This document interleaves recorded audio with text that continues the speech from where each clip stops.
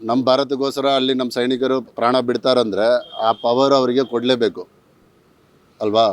ಇಲ್ಲ ನಾವು ಅವರು ನಮಗೆ ಆರ್ಡ್ರ್ ಕೊಡಬೇಕು ಫೈರಿಂಗ್ ಮಾಡೋಕ್ಕೆ ಅಂತ ಯೋಚನೆ ಮಾಡ್ತಾಯಿದ್ರೆ ನಮ್ಮ ಸೈನಿಕರವರೇ ಸಾಯೋದು.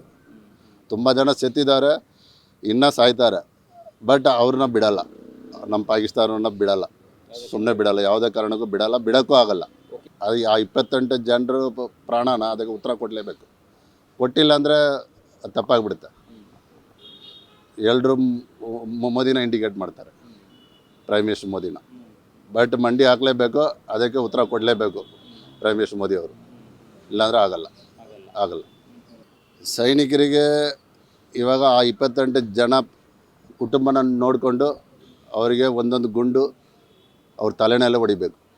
ಪಾಕಿಸ್ತಾನವ್ರ ತಲೆ ಮೇಲೇ ಒಂದೊಂದು ಗುಂಡು, ಬೇರೆ ಎಲ್ಲೂ ಹೊಡಿಬಾರ್ದು. ಅವ್ರನ್ನ ಪಾಕಿಸ್ತಾನ ಜನರನ್ನ ಒಳಗಡೆ ಬಿಡಬಾರ್ದು ನಮ್ಮ ಭಾರತದಲ್ಲಿ.